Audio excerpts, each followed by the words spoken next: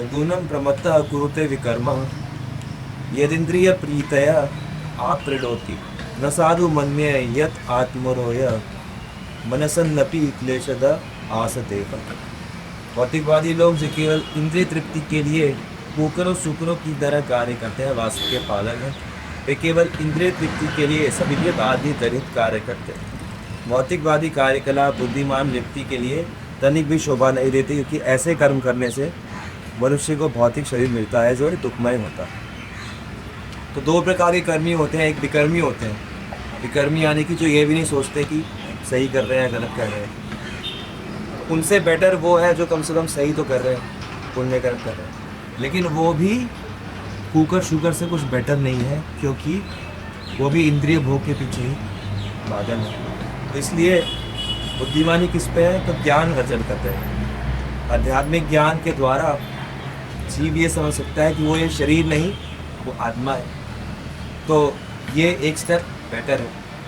और बहुत सारे ज्ञानियों में भी कोई कोई एक होता है भगवान को जान पाता है। बहुना जन्मना मत्ते ज्ञानवान माम प्रपद्यते वासुदेव सर्वभूति स महात्मा सुकृत। भगवान कहते हैं कि बहुत बहुत जन्मों तक ज्ञान का अनुष्ठान करने पर किसी को अगर ये समझ में आ जाए कि वो आत्मा है, तो भी कोई कोई भगवान वासुदेव को जान पाता है सत्य रूप से। तो इसलिए भगवान को जान पाना बहुत ही विशेष है, दुर्लभ है।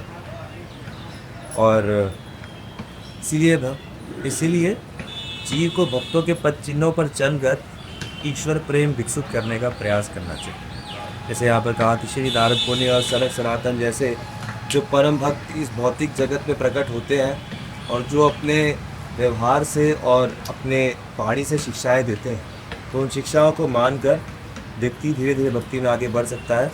और समस्त भक्तों में गोपियाँ श्रेष्ठ मानी जाती हैं, क्योंकि ये भगवान श्री कृष्ण को तुष्ट करने के अतिरिक्त और कुछ भी नहीं चाहती, ना ही वे भगवान श्री कृष्ण से बदले में कुछ आशा रखती। निसंदेह कभी कभी भगवान कृष्ण ही उनसे अपने को विलग करके उन्हें अतीब कष्ट प्रदान करते हैं, फिर भी ये भगवान कृष्ण को भूल नहीं सकते। जब भगवान श्री कृष्ण वृंदावन से मथुरा चले गए, तो गोपियाँ अत्यधिक निराश हो गई और उन्होंने अपना शेष जीवन केवल भगवान श्री कृष्ण के वियोग में रो रो कर बिता लिया। इसका अर्थ यह हुआ कि एक तरह से ये वास्तव में भगवान श्री कृष्ण से विलग कमी नहीं। भगवान श्री कृष्ण का चिंतन करने तथा उनके संग रहने में कोई अंतर नहीं है। प्रत्युत विप्रलंब सेवा जो वियोग में भगवान कृष्ण का चिंतन है, जैसे कि चैतन्य महाप्रभु ने कर दिखाया, भगवान श्री कृष्ण की प्रत्यक्ष सेवा करने से भी होता है। इस प्रकार जितने सारे भक्तों ने भगवान श्री कृष्ण के लिए अरण्य प्रेम भक्ति विकसित किया है, उनमें गोपियाँ श्रेष्ठ है, और इन कुछ गोपियों में भी श्रीमती राधा रानी सर्वोच्च है।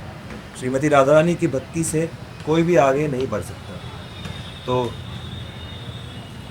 जो भक्ति का है, जो प्रेम का मापदंड होता है, वो मिलन से ज़्यादा विरह में होता है। तो इसी कारण से भगवान जो है रासलीला में भी अंतर्ध्यान होने की लीला करते हैं। सबने कई काफ़ी बार सुना है कि जब भगवान गोपियों के साथ रासलीला प्रारंभ करते हैं, तो गोपियों में मान आ जाता है कि हम विशेष हैं। तो भगवान केवल राधा रानी को लेकर चले जाते हो, और ताकि गोपियों का ये मान भंग हो सके कि वो विशेष है, उनको समझ में आए कि राधा रानी और विशेष है। लेकिन ये होने के बाद भी गोपियों के अंदर ये मान रह जाता है, अरे अब देखो हम विरह में कृष्ण के लिए कितने आते हैं। वो जो गोपी गई है राधा रानी, वो तो चलो कृष्ण के साथ है इसलिए वो आनंद में है, लेकिन हम तो उनसे अलग होके भी उनसे विरह में है, तो हम उनसे श्रेष्ठ हैं। फिर भी ये मान कुछ गोपी में, सब में नहीं होता, लेकिन कुछ जो साधन करके काम पहुँचती है, तो उन गोपियों में कई बार ऐसा मान रह जाता है। तो उसको ठीक करने के लिए फिर भगवान एक जगह राधा रानी को भी छोड़कर उनके अंतर ध्यान हो जाते हैं। और फिर जब वो गोपियाँ राधा रानी का विरह देखती हैं, और विरह में जो उनकी अवस्था है उसको देखती हैं, तब उन्हें ऐसा होता है कि नहीं, इनका जो प्रेम है श्री कृष्ण के प्रति, वो हम सबसे श्रेष्ठ ही है। तो ये की जो अहंकार है वो इनका सबका शांत होता है। तो श्रीमती राधा रानी की भक्ति से कोई भी आगे नहीं बढ़ सकता। यहाँ तक कि भगवान श्री कृष्ण भी राधा रानी के भाव को नहीं समझ पाते, अतः उनका राधा का भाव ग्रहण करने का कृष्ण के चैतन्य मानव रूप में प्रकट हुए, इससे वे उनके दिव्य मनोभाव को समझ सकें। और ऐसी स्थिति में भी हम जानते हैं कि कृष्ण जो है चैतन्य महाप्रभु अपने शरीर को संभाल नहीं पाते। कभी शरीर उनका 21 फीट लंबा हो जाता था, कभी कभी कछुए जैसा हो जाता था, कभी उनको कमरे में बंद कर देते थे लोग कि रात को, कभी कभी रात को कमरे से बाहर भाग के समुद्र में छलांग लगा दी। तो कमरा लॉक है, खिड़की बंद है, पता चला महाप्रभु फिर भी बाहर है। कैसे? तो शरीर इतना पिघल गया, दरवाजे की दरार से ही बाहर निकल गए। तो ये राधा रानी के भावों को स्वयं कृष्ण भी नहीं संभाल पाते। इसलिए जो राधा रानी का प्रेम है श्री कृष्ण के प्रति, उसका कोई कंपैरिजन किसी के साथ नहीं हो सकता। और इसीलिए श्री राधा रानी जो है वो श्री कृष्ण को सबसे प्रिय है, और इसीलिए उनका कुंड उनको प्रिय है। इसकी पुष्टि लघु भागवत अमृत पे भी स्मरण से करते हैं। चैतन्य चरितामृत में कहा गया है, यथा राधा प्रिय विस्पस दस्या कुंडम प्रियम सखा सर्व गोपेशु सैवका विष्णुरत्यंत बल्लभा। जिस प्रकार श्रीमती राधा रानी भगवान श्री विष्णु को प्रिय है, उसी प्रकार उनके स्नान का स्थान राधा को भी उन्हें इतना ही प्रिय। समस्त गोपियों में वे ही अकेले श्री भगवान की परम प्रिया के।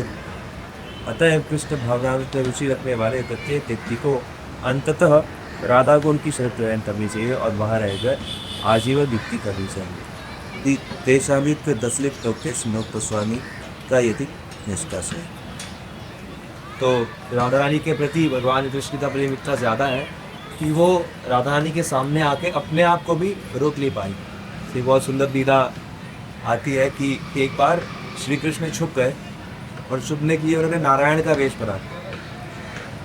तो अब गोपियाँ ढूंढ रही थी, तो ढूंढते ढूंढते जब पहुंची नारायण तक तो उनको प्रणाम करते, आप ब्रज में दर्शन लेने आ गए और आपने कृष्ण को देखा क्या? कृष्ण जो नारायण बने हुए कहीं गए तो नहीं देखा। तो गोपियाँ ढूंढती रहती है और ढूंढते होते जब राधा रानी वहाँ पहुँचती है तो राधा रानी के सामने जैसे ही समक्ष आती है तो कृष्ण सोचते हैं कि मैं विष्णु बना हूँ, अब होगा, तो देखते हैं क्या। लेकिन अपने आप राधा रानी की शक्ति से उनके जो 2 एक्स्ट्रा हाथ थे, जो चक्र, शंख और जो गदा था, सब अपने आप गायब हो जाता है और कृष्ण अपने स्वरूप को संभाल नहीं पाते, वो कृष्ण रूप में ही आ जाते। तो राधा रानी की शक्ति जो है वो विशेष रूप से कृष्ण को भी आकर्षित या कंट्रोल करने वाली है। और कई बार आचार्य ये भी कहते हैं गोवर्धन भगवान ने उल्टे हाथ से क्यों उठाया, क्योंकि उल्टे हाथ को भगवान के वाम अंग में राधा रानी वाम अंग से प्रकट, तो गोवर्धन भी राधा रानी की शक्ति से उठता है। और ब्रज की सारी लीलाएं वास्तव में राधा रानी की शक्ति से भी होती हैं। इसलिए राधा रानी का जो स्थान है वो बहुत ही विशेष है। और जो भी व्यक्ति आध्यात्मिक उन्नति में सीरियस है तो वो राधा रानी, और हमें भी गुरु महाराज जो बार बार कहते हैं कि हम लोग असम स्नेहा है, हम लोगों की जो भक्ति है उसमें भी राधा रानी की तरफ जो भक्त का जुगाव है वो ज़्यादा हो गया है। हालांकि राधा कृष्ण के साथ में ही भक्ति करनी है, लेकिन जो जुगाव है भक्तों का वो राधा रानी की तरफ ज़्यादा होता है। ये राधा रानी ही कृष्ण की सेवा में लगाने वाली है। कृष्ण की सेवा करके हम राधा रानी को प्रसन्न करना चाहते हैं और राधा रानी का सहयोग करके हम कृष्ण को प्रसन्न करना चाहते हैं। तो इसमें रासक दोनों को परस्पर प्रसन्न करना चाहता है और ज़्यादा राधा रानी को प्रसन्न करना चाहता है। ऐसा के अंदर बॉडी होता है। रूप गोस्वामी की श्लोक रह जाए। विप्रलंब सेवा का मतलब होता है 2 प्रकार की सेवा होती है। संप्रलंब यानी कि भगवान के साथ होते हुए, जब व्यक्ति भगवान के साथ है। संप्रलंब का मतलब है जब भगवान के साथ भक्त का मिलन है।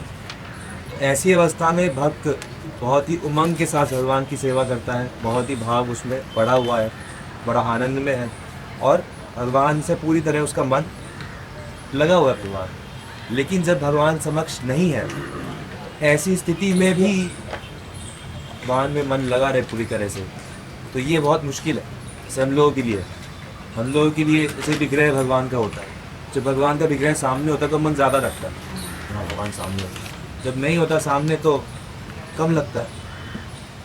क्यों? क्योंकि हम लोगों की भक्ति नहीं इतनी ऊंची नहीं है, इतनी उन्नत नहीं है कि हम लोग विप्रलंब में भी भगवान की इस प्रकार से सेवा कर सकते। तो गोपियों की और राधा रानी की ये विशेषता है कि भगवान चाहे है चाहे नहीं है, उनको भगवान के अलावा कुछ दिखता ही नहीं।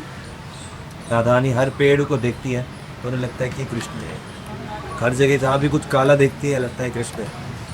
तो इस प्रकार से गोपियों का अनुमान रहता है, क्योंकि उनकी भक्ति बहुत गहरी है। तो ये भक्ति का या प्रेम का असली मापदंड यही होता है कि योग में, विप्रलंब में जब भगवान या प्रेमी साथ नहीं है, तब कितना वो प्रेम उन पे बना रहता है।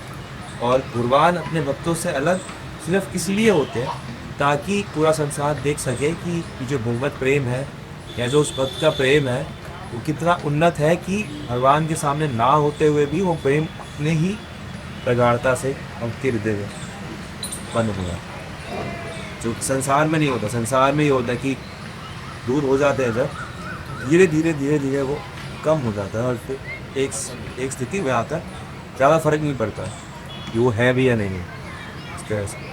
इसलिए यदि प्रलंब ये भगवान के वियोग में भगवान का, तो देखने में ये लगता कष्ट जैसा है। विप्रलंब में देखने में लगता कि अरे भक्त बड़ा दुखी हो रहा है, भगवान फिर रो रहा है, भगवान को ढूंढ रहा है, बड़ा कष्ट में है। लेकिन वो जो दिव्य आनंद है वो एक अलग स्तर का है, उसको आप सामान्य दृष्टि से देख के नहीं समझ सकते। मतलब ऐसा प्रतीत हुआ कि अरे जैसे हम भक्ति में शुरू में बात करते हैं कि अरे हमें तो हमेशा आनंद में रहना है, और फिर आप किसी उन्नत भक्त को, अरे हम तो आनंद में रहना था, ये इतने उन्नत भक्त ये तो रो रहे हैं, तो बड़े कष्ट में है, ये तो पागलों की तरह है।